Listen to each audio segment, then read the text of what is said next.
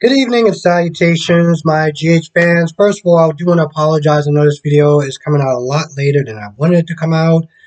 Um, I don't want to doing another video. A video that I didn't want to do. Well, it's not that I didn't want to do the video. It was just about the subject matter. But you'll probably see it if you see it on the, notifications. It's about the cancellation of a show called Legacies and why it's still bothering me that the show got canceled. But I wound up having to do the video a bunch of times because I wanted to get it right because it infuriated me. That the show got canceled, and I guess in some sort of way I wanted to do the video because regardless of how many numbers I get, how many clicks and views I get, I feel like maybe this is more a video about me as far as like sort of like a diary. Um, just kind of get my thoughts out. So, which is the reason why this video got delayed as long as it did. Um, so I apologize for that.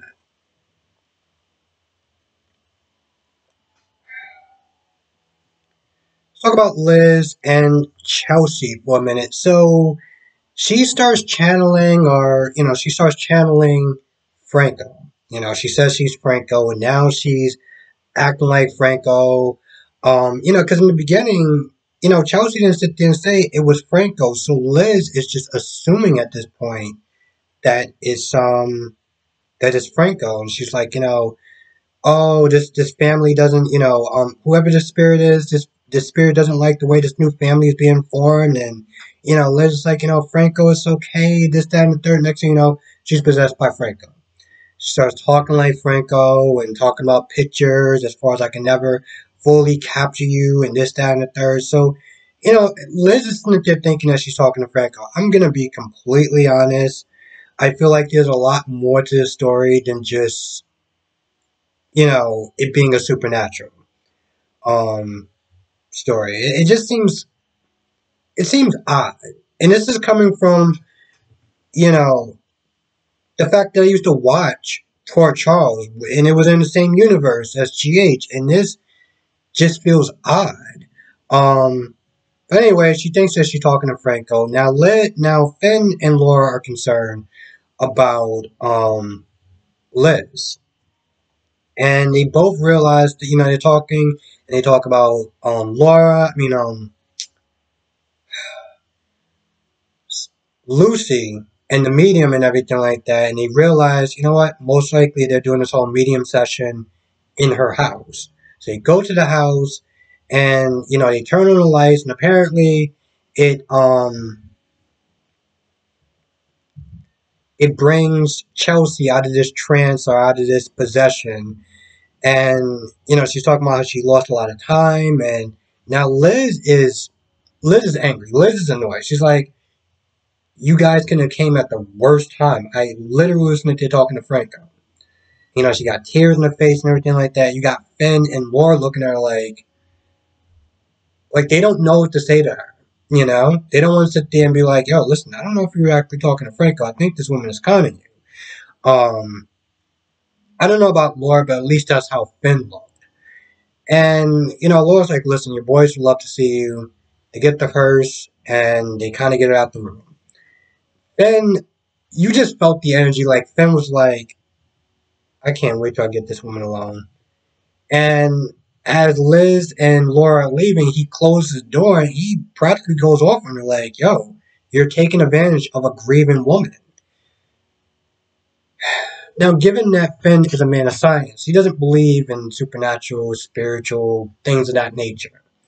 Which is all kind of odd because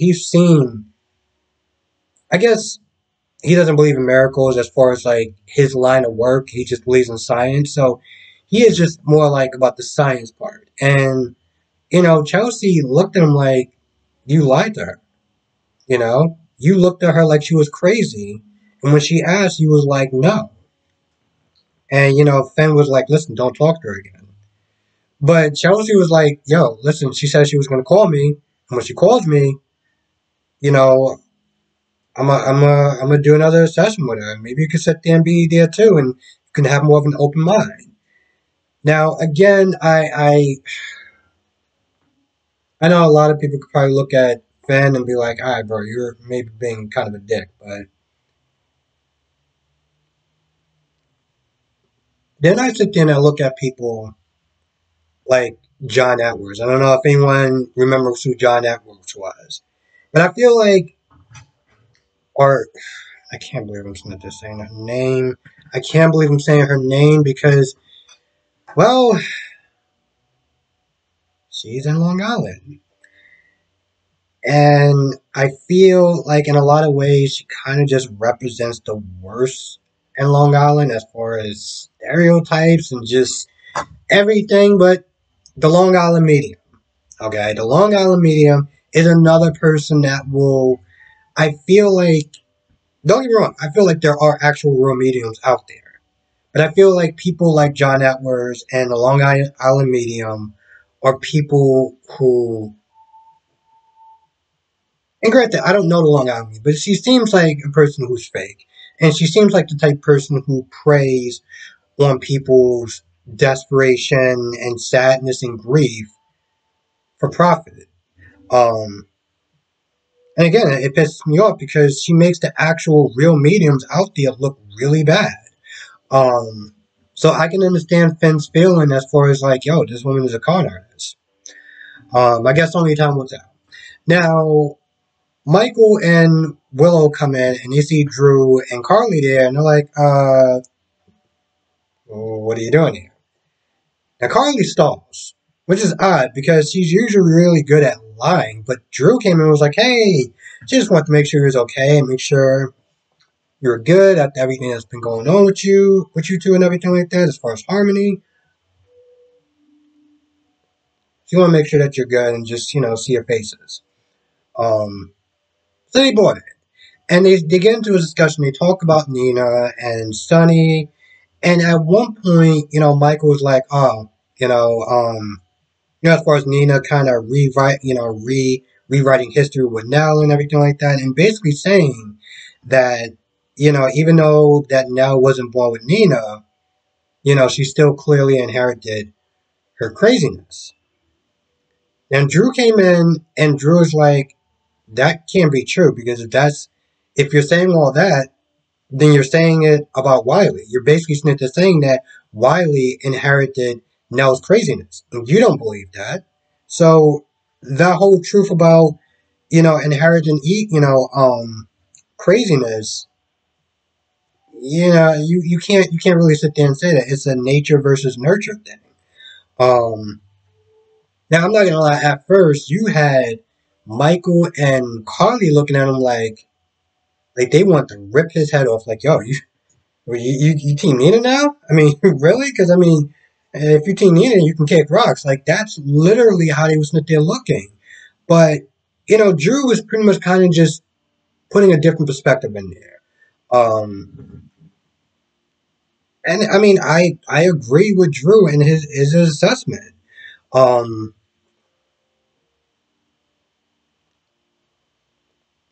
Nell was a nut job, and yeah, Nell grew up in a very terrible position in life. Okay, she didn't have a good start off as far as life is concerned. Okay. And I know some people, would agree with that as far as, Nell didn't have the best upbringing. And, if she was brought up by Nina, things could have been different. And yeah, they could have been. They could have 100% been different. But at the end of the day, there's a lot of people that do have really terrible, crappy upbringing. It doesn't necessarily mean that they get an excuse or a pass to sit there and do all the crap that they've done. Growing up, at some point, you got to sit there and take responsibility for your actions. You can't just sit there and blame your upbringing and be like, oh, well, I did this and I did the third and everything like that because I had a bad upbringing. It's like, no. Because when you become an adult, you can't sit there and use those excuses. They're not acceptable. And that is the end of that. They're just not acceptable. They're just not acceptable. So they talk about that for a little bit, and No, eventually Carly and Drewly, but Willow's like, here's a key, this way you don't have to be, trying to sneak in or whatever. But Michael was like, yeah, just make sure you call because you know you don't want to see something that you can't unsee. So they leave and they get to the hospital. Now Drew asks a very important question. Drew's like, if you find out the results and you find out that Willow and Nina are mother and daughter, are you going to say something? And Carly says, I'm going to do the right thing. Now, that's not an answer. That's not an answer at all. That's a Carly answer. That's I'm going to do what I feel is right in the moment. And I'm like, the hell are you doing? Like, once again, you're sitting there playing God with people's, with another paternity test. Like, at some point they run into bread. And, because here's the thing, I had to sit there and watch on YouTube. Um, because I didn't feel like trying to sit through and try to watch it on that other site. And I'll tell you why. There's two modes of watching it. There's one you could just watch the whole thing through with no commercials, and the other one you got to sit there and go through the commercials. So I'm just gonna assume that Carly was talking to her about testing these samples. Now Britt had an interaction with Spencer, and Spencer wanted to sit there and find out what was he came in with the pill. He was like, "Yo, what is this pill? Could you run some tests?" But she looked at it by the serial number or whatever, and she was like, "I already know what this is." And she's like, it causes headaches and this and that and the third. Now, especially since they're giving her half truths. He's not letting her in on everything. And I feel like that would have been kind of a waste because at least she would have been more inclined to sit there and kind of help you.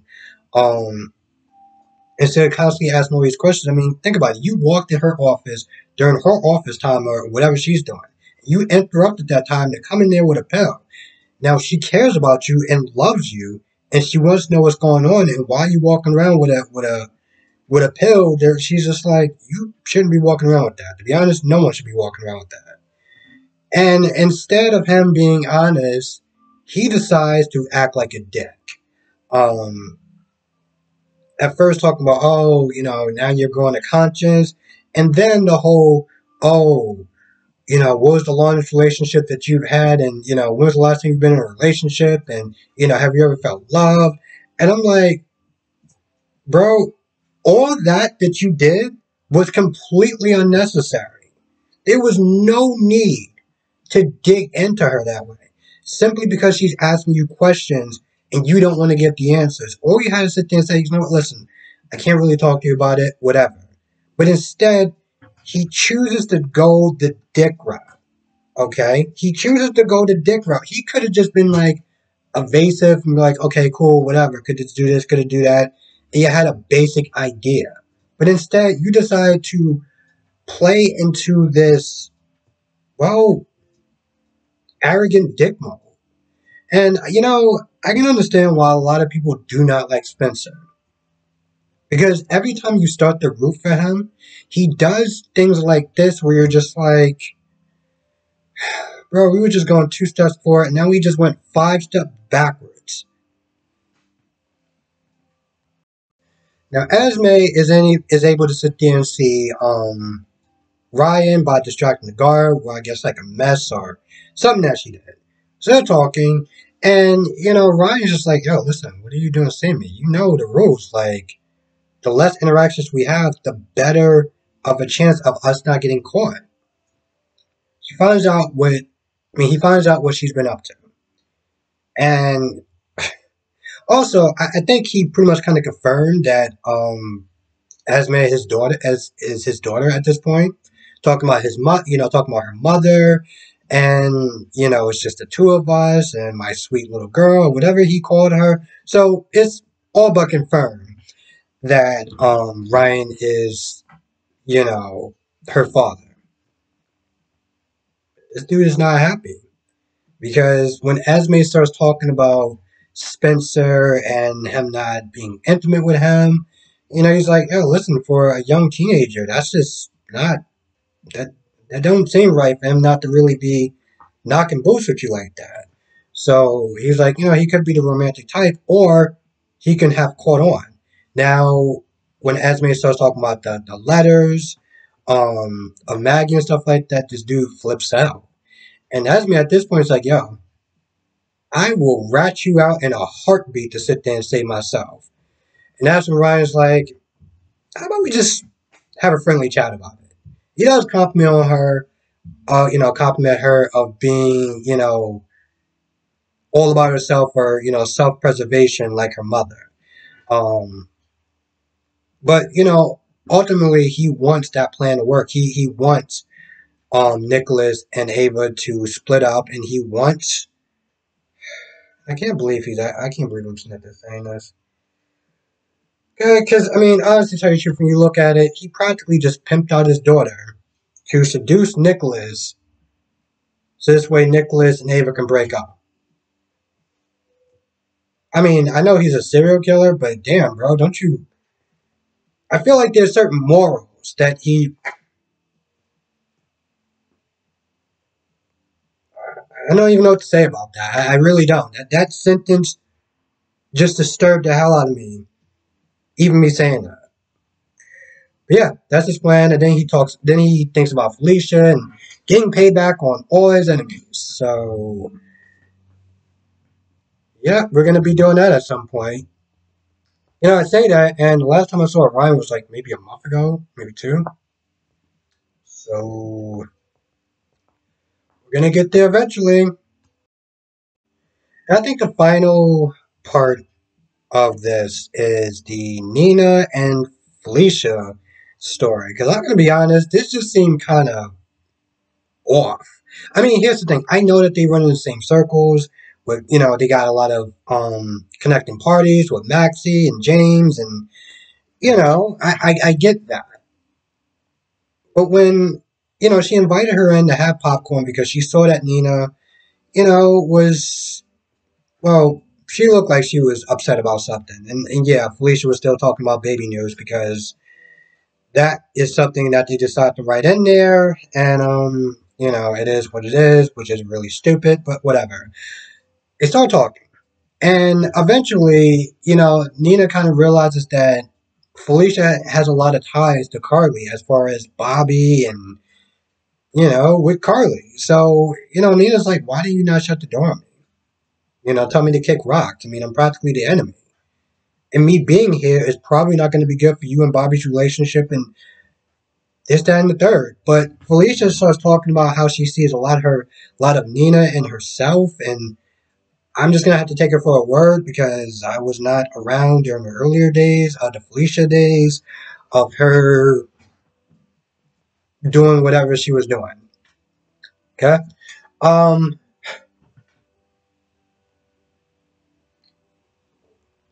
Which, by the way, I gotta sit there and talk about this scene with Felicia because this really shows you what they cannot and will not do now to what they did back then. And this is something that Carly did to Jax. There was a scene, and I'm not gonna get too graphic about it. But I remember the scene with Felicia, like it was yesterday. She was sitting with somebody, some guy, and they were talking about something. I don't exactly remember what it was. This must have been like in the early 90s, okay? Because the only thing I remember when they were talking about something, and this guy took his hand and put it in a place where I can't describe, but we all know where it's at. And this is something that Carly did to Jax when they were talking about somebody.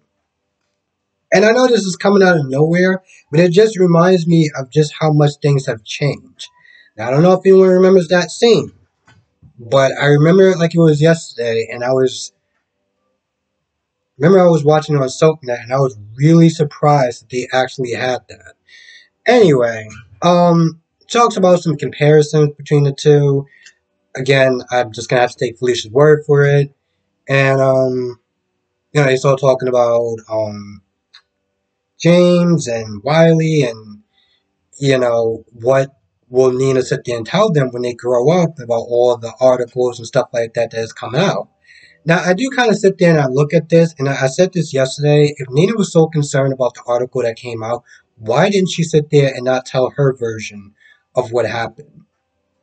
She got so angry about um, this piece that they were, doing on her. But Smalls did sit there and try to reach out to her for her side of the story. She said no, but now she's sitting there whining about it. Right? So Felicia gives her some encouraging words of something, I don't know, some hopes and dreams speech. Um, yeah, more or less that was pretty much about it with their interaction. It was a little odd to be honest, and I feel like it's weird that Felicia would sit there. I mean, it's one thing to be cordial with Nina because yeah, they do share Maxie and family and things of that nature, but I'm like, maybe she's just not Team Carly, or she doesn't really like Carly. I don't know. Maybe she's trying to be neutral, and I guess that's fine. But I'm not gonna lie, it was a little bit of kind of an odd scene.